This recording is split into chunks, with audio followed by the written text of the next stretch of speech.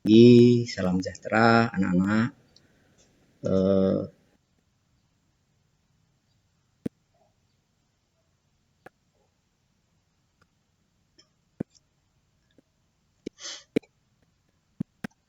Kesembuhan oleh Tuhan Yang Maha Esa. Amin. Soal. Kemudian perlu saya perkenalkan, nama saya Nyoman Koparianto, akan mengajar matematika wajib di kelas 11 IPA dan akan berkolaborasi dengan Ibu Erika. Nah, adapun dalam perkenalan ini ya saya itu kan jelaskan juga, barangkali ada yang ini ingin tahu. Alamat saya di Metrorejo, istri saya baru satu istri saya. Ya, mudah-mudahan hanya satu, dan itulah yang terakhir cuma satu itulah itu. Anak baru 5. Ya, kalau diberi lagi apa boleh buat. Nah, tapi kayaknya memang itu hanya karena istri saya sudah steril, tak mungkin akan melahirkan terkecuali ganti. Mudah-mudahan tidak ya. Jangan ditiru, baik itu. Itu perkenalan kita biar kita tidak tegang. Nah, selanjutnya untuk matematika wajib yang saya ajarkan ini, materi yang pertama itu adalah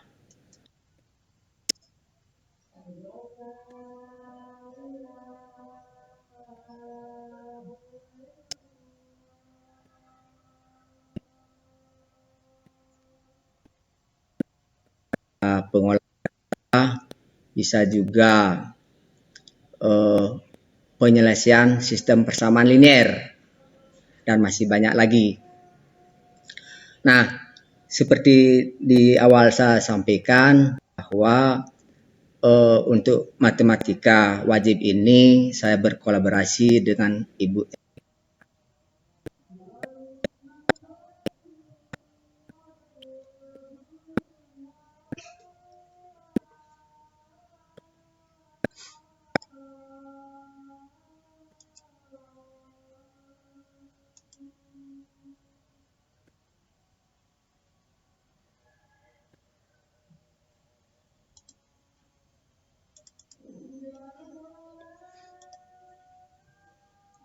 Assalamualaikum warahmatullahi wabarakatuh.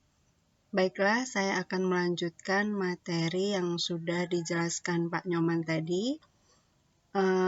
Kalau tadi Pak Nyoman sudah memperkenalkan diri, maka sepertinya Ibu tidak perlu memperkenalkan diri lagi karena untuk matematika wajib yang diajarkan oleh Pak Nyoman ini adalah kelas 11 IPA 1, 2, 3, 4, 5, dan 6. Dan kalian adalah mantan-mantan siswa Ibu di kelas 10 dulu, jadi kalian sudah paham dan sudah kenal dengan Ibu. Baiklah, Ibu akan melanjutkan tentang materi yang pertama. Sebelumnya Ibu akan jelaskan dulu materi apa saja yang akan dipelajari pada pelajaran matematika wajib kelas 11 di semester ganjil. Yang pertama adalah matriks, kemudian yang kedua itu transformasi, yang ketiga program linier, yang keempat induksi matematika. Materi-materi ini bisa kalian pelajari terlebih dahulu sebelum Ibu menjelaskan, jadi kalian bisa paham di saat Ibu menjelaskan. Memang sebaiknya seperti itu, kalian baca dulu apa itu matrik, misal apa itu transformasi, apa itu program linier, dan seterusnya. Kemudian untuk materi yang pertama tentang matriks, kompetensi dasar yang pertama adalah siswa mampu menjelaskan matrik dan kesamaan matriks dengan menggunakan masalah dan melakukan operasi pada matriks yang meliputi penjumlahan, pengurangan, perkalian skalar, dan perkalian serta transpos. Yang kedua, siswa mampu menganalisis sifat-sifat determinan dan inverse matrix yang berordo 2x2 dan 3x3. Yang ketiga, siswa mampu menyelesaikan masalah kontekstual yang berkaitan dengan matriks dan operasinya. Dan yang terakhir, siswa mampu menyelesaikan masalah yang berkaitan dengan determinan dan inverse matrix berordo 2x2 dan 3x3. Kemudian untuk pengalaman belajar.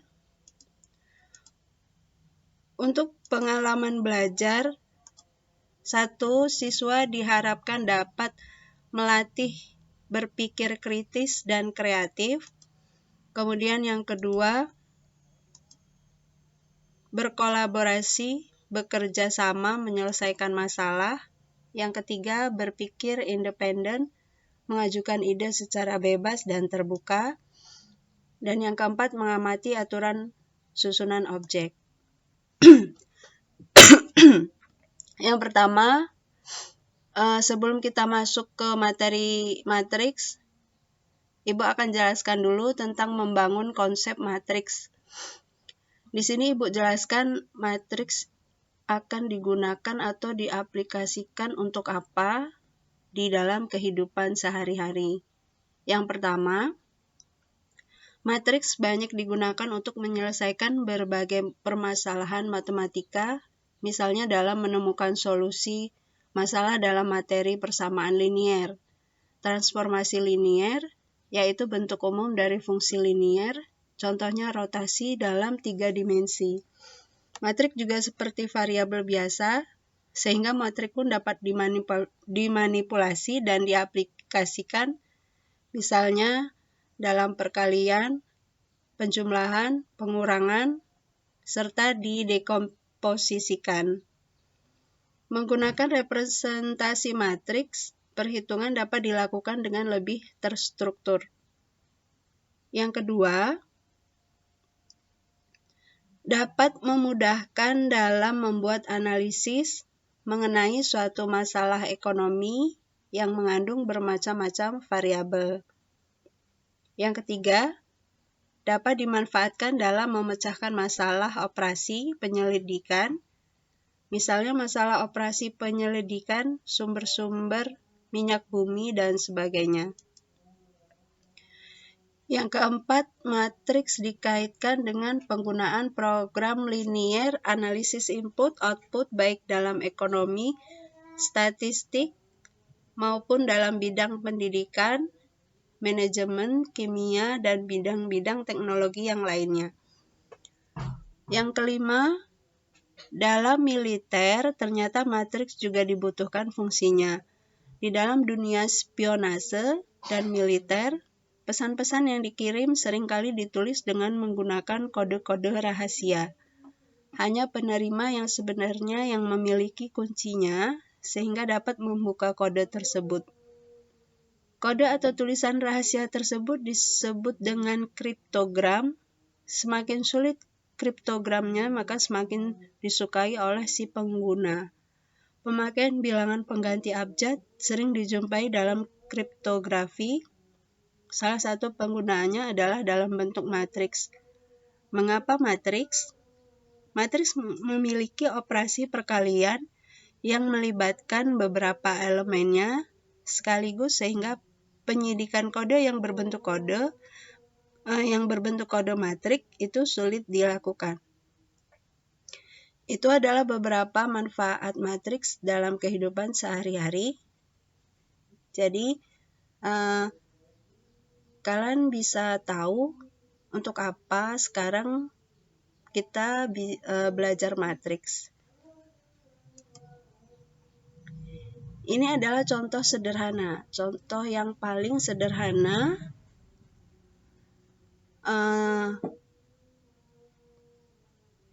aplikasi penggunaan matriks. Misal seperti ini, ada harga karcis dalam suatu permainan. Kalau dibuat tabel, itu ada 2 baris, di mana ada baris anak-anak dan dewasa. Sedangkan kolomnya juga ada 2, di mana kolom hari Minggu atau libur dan hari biasa.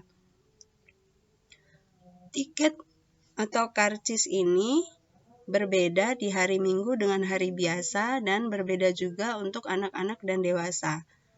Kalau untuk anak-anak, hari Minggu itu sebesar 5.000, sedangkan untuk hari biasa 3.000. Untuk dewasa di hari Minggu 15.000 dan untuk hari biasa itu 10.000. Data ini itu dalam bentuk tabel. Ternyata tabel seperti ini dapat kita ubah ke dalam bentuk matriks. Jadi bentuknya akan seperti ini. Ada baris pertama, baris kedua, kolom pertama, kolom kedua. Jadi ada 2 baris dan 2 kolom. Kalau dalam matriks ini disebut dengan matriks berordo 2 kali 2 karena terdapat 2 baris dan 2 kolom. Matriks itu bisa menggunakan tanda kurung siku kanan dan kiri atau berbentuk melengkung kanan dan kiri. Nah, bentuk seperti ini merupakan bentuk matriks yang menunjukkan 2 baris dan 2 kolom. Ini adalah contoh sederhana. Contoh yang paling sederhana. Kemudian, Ibu akan jelaskan apakah yang dimaksud dengan matriks. Matriks itu adalah kumpulan bilangan yang disajikan secara teratur dalam baris dan kolom yang membentuk suatu persegi panjang serta termuat di antara sepasang tanda kurung. Jadi itulah pengertian dari matriks. Untuk nama matriks itu menggunakan huruf besar. Anggota-anggota matriks dapat berupa huruf kecil maupun angka. Kemudian digunakan kurung biasa atau kurung siku. Ini merupakan kurung biasa. Ini merupakan kurung siku. Kita bisa melihat nama matriks menggunakan huruf besar. Ini disebut dengan matriks A, kemudian matriks H. A dan H menggunakan huruf besar. Untuk anggotanya itu bisa menggunakan huruf kecil maupun angka. Apa yang dimaksud dengan ordo matriks? Ordo matriks atau ukuran matriks merupakan banyaknya baris. Baris itu adalah garis horizontal, ini baris. Dan banyaknya kolom, garis vertikal yang terdapat dalam matriks tersebut. Jadi ini disebut dengan baris. Ini baris. Kalau matriks A itu mempunyai 2 baris, 3 kolom. Kalau matriks H mempunyai 3 baris, 1, 2, 3, dan 3 kolom. 1, 2, 3. Jadi, suatu matriks yang mempunyai M baris dan N kolom itu disebut matriks berordo atau berukuran M kali N yang dinotasikan dengan A sama dengan A, I, J, di mana I adalah jumlah baris dan J-nya adalah I-nya adalah baris, J-nya adalah kolom. Untuk memudahkan menunjuk anggota suatu matriks, di sini ada suatu matriks A. Matriks A itu baris pertama. Ini baris pertama, baris kedua, baris ketiga, dan seterusnya sampai baris ke M. Kemudian ini adalah kolom pertama, kolom kedua, kolom ketiga, dan seterusnya sampai kolom ke N. Jadi kalau di ujung ini dinamakan sebagai A, M kali N. Nah, penjelasannya seperti ini. A11 itu adalah A baris ke-1, kolom ke-1. Baris ke-1, kolom ke-1. Ini adalah A11.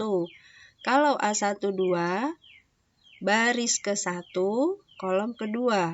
Ini baris ke-1, kolomnya 1, 2, kolom kedua.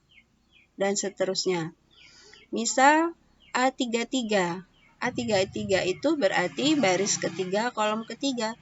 Ini baris ketiga, 1, 2, 3. Kemudian kolomnya 1, 2, 3. A33.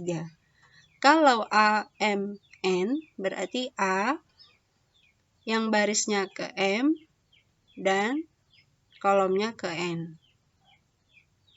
Ini penjelasannya. Jadi, matrik jika ada matrik AIJ, maka I ini adalah baris, J-nya adalah kolom.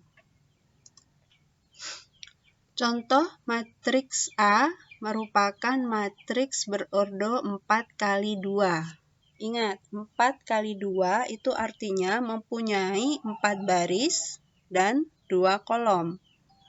Kita lihat bentuknya. Ini matriks A, hurufnya huruf besar, di mana anggotanya ada 1, 4, 3, 1, 2, 1, 6, dan min 1. Ini berordo 4 kali 2, berarti mempunyai 4 baris. Baris pertama, kedua, ketiga, keempat, dan mempunyai 2 kolom. Kolom 1, kolom 2. Kalau ditanyakan, anggotanya A11. A11 berarti 1. Di mana A11 itu adalah baris ke-1, kolom ke-1. Ini A11. Kemudian kalau A12 berarti 4. A12 itu baris pertama, kolom kedua. Kemudian misal A berapakah? A22. Nah, A22 berarti baris kedua, kolom kedua. Kita lihat, ini baris pertama, baris kedua. Kolom pertama, kolom kedua. Oh, berarti A22 adalah 1. Kemudian untuk bilangan-bilangan yang terdapat dalam sebuah matriks itu dinamakan entry dalam matriks atau disebut juga elemen atau unsur. 1, 4, 3, 1, 2, 1, 6, min 1 disebut dengan elemen atau unsur. Untuk notasi matrik, ini notasi matrik yang tadi Ibu jelaskan ya. Kita lanjutkan saja. Macam-macam matrik. Yang pertama berdasarkan banyak baris dan kolom. 1. Matrik baris. Matrik baris adalah matrik yang terdiri dari 1 baris. Jadi hanya 1 baris. Ini disebut dengan matrik baris. Contohnya matrik A.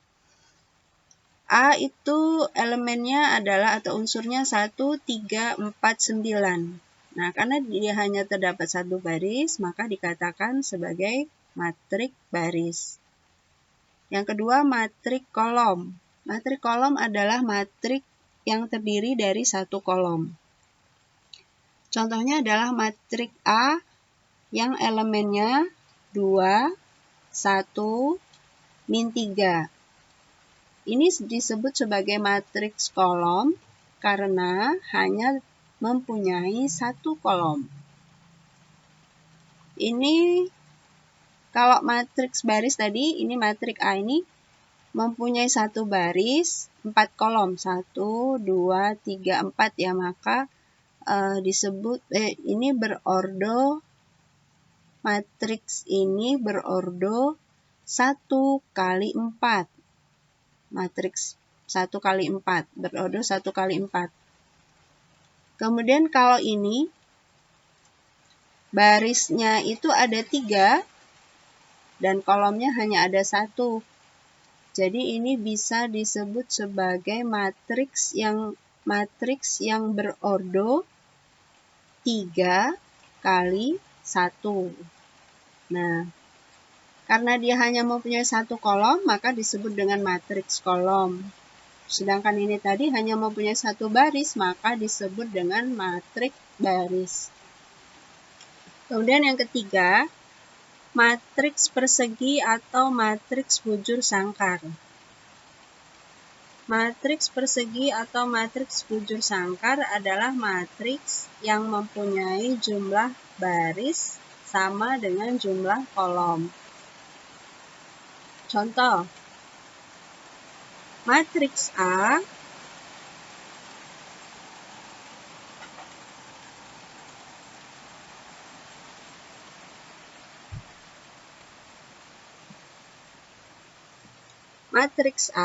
itu elemennya ada 1, 3, 5, 2, 4, 0, min 2, 3, 7.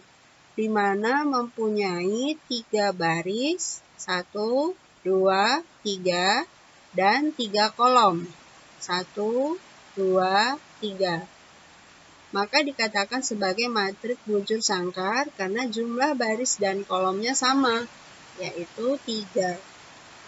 Maka ini juga bisa disebut sebagai matriks yang berordo 3 kali 3. Sudah jelas ya? Sekarang Ibu lanjutkan ke matriks berikutnya. Yang keempat. Yang keempat adalah matriks 0. Matriks 0 adalah suatu matriks yang setiap unsurnya 0 berordo ditulis dengan huruf O. Ini adalah matriks O yang berordo 2 kali 3 karena mempunyai 2 baris, baris pertama, baris kedua, dan mempunyai 3 kolom. Kolom pertama, kedua, ketiga, maka dikatakan sebagai matriks yang berordo 2 kali 3. Karena semua elemennya itu adalah 0, maka dikatakan sebagai matriks 0. Kemudian yang kelima, matriks segitiga. Maaf ya, mungkin agak berisik karena sedang hujan, jadi mungkin suaranya nggak terlalu jelas, tapi mudah-mudahan bisa dipahami.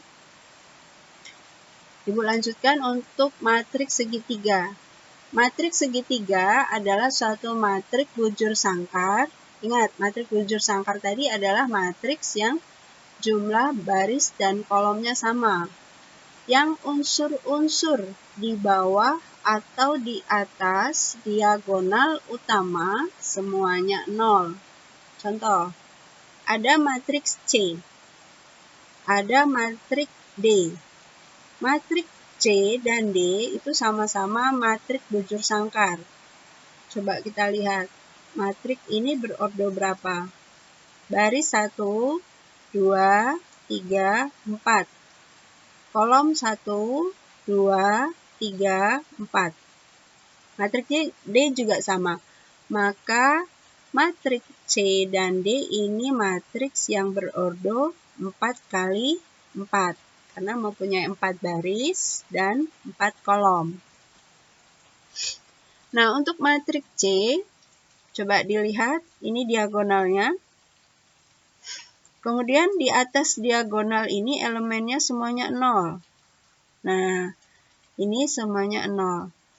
Maka matriks C ini dikatakan sebagai matriks, ini bisa dilihat ya. Ini adalah diagonal. Ini diagonal. Kemudian di atas ini elemen matriksnya semuanya 0.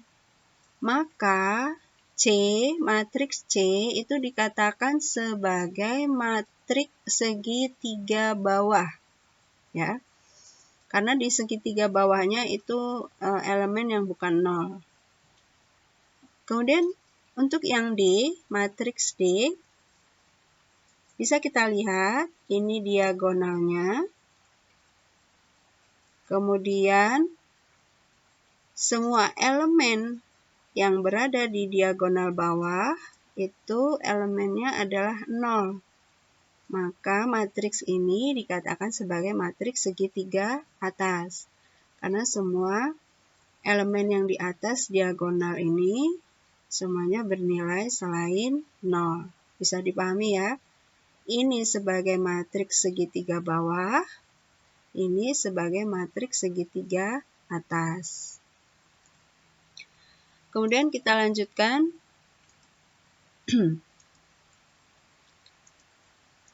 Untuk yang keenam. Yang keenam adalah matriks diagonal.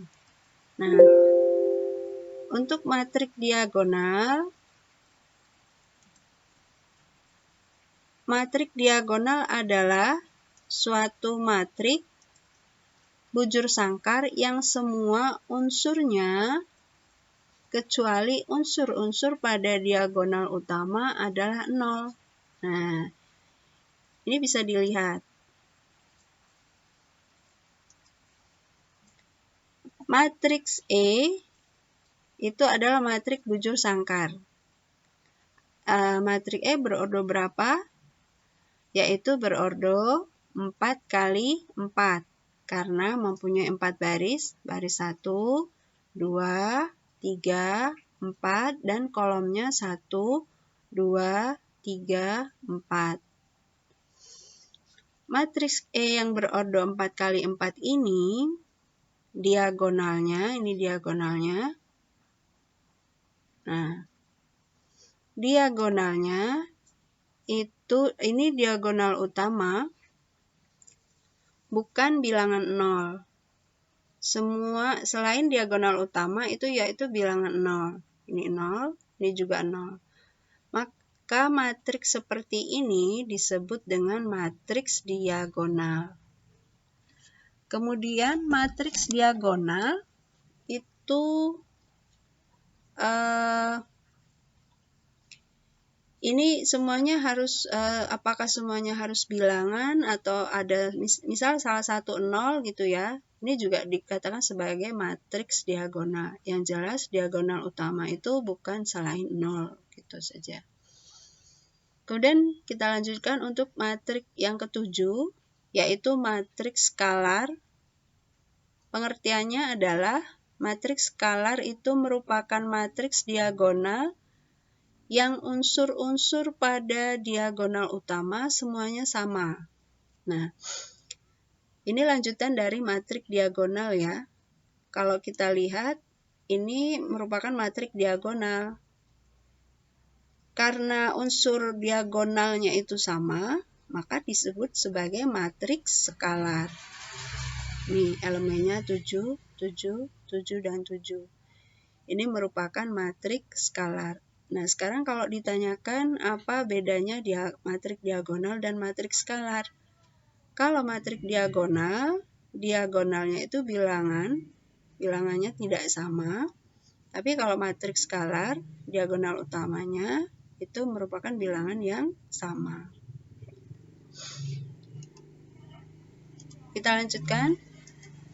Yang kedelapan adalah matriks identitas atau matriks satuan.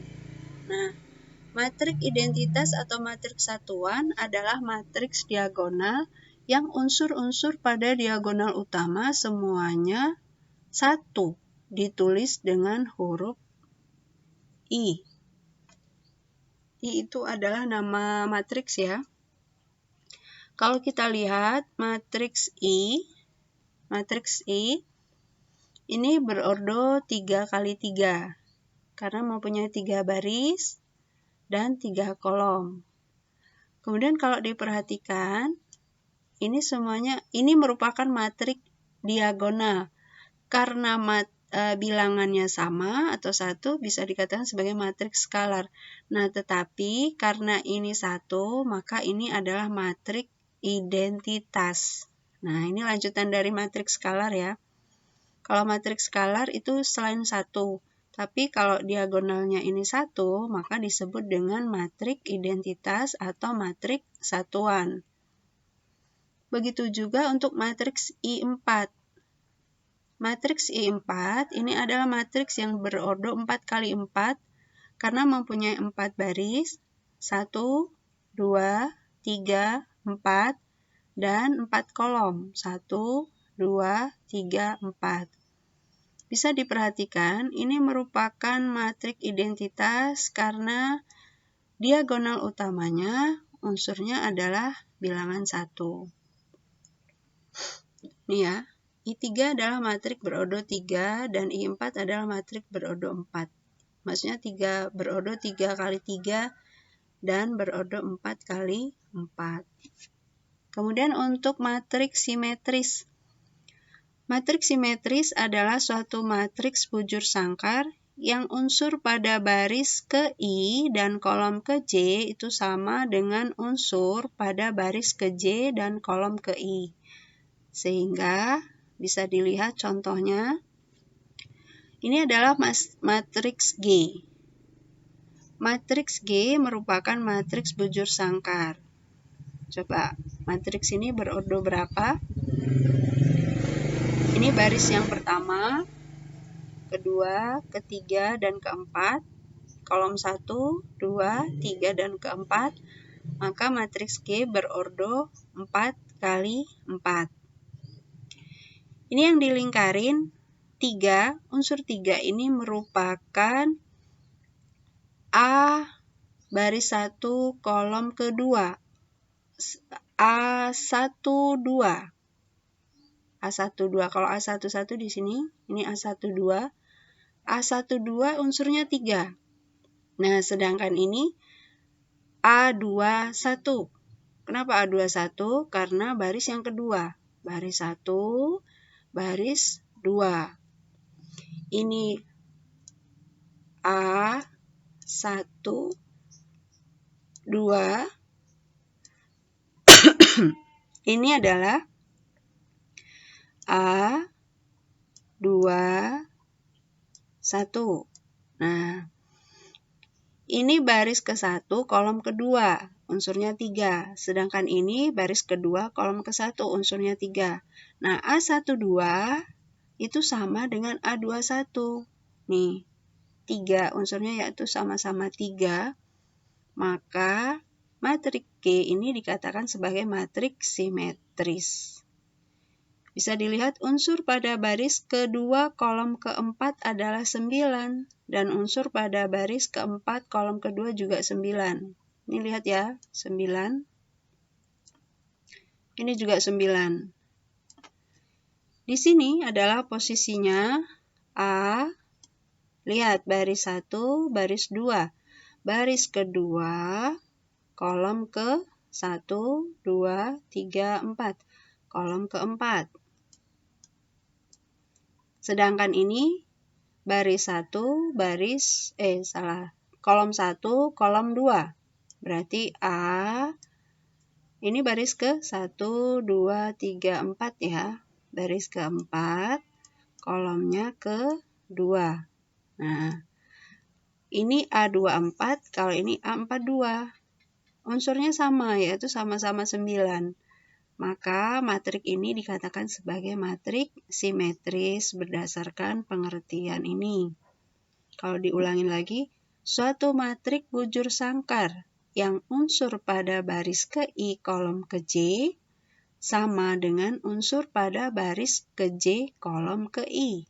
Nah, ini ya, A12 sama dengan A21 atau A24 sama dengan A42. Ini juga sama. Baris ke ini ya, 6. Unsur 6 ini adalah A baris kedua, 1, 2, baris kedua, kolom ke 1, 2, 3, kolom ketiga. Nah, sedangkan 6 ini juga ini baris ke 1, 2, 3. Baris ketiga, kolomnya 1, 2, kolom ke-2. Nah, ini sama. A23, ini A32, unsurnya sama. Maka matriks seperti ini dikatakan sebagai matriks simetris.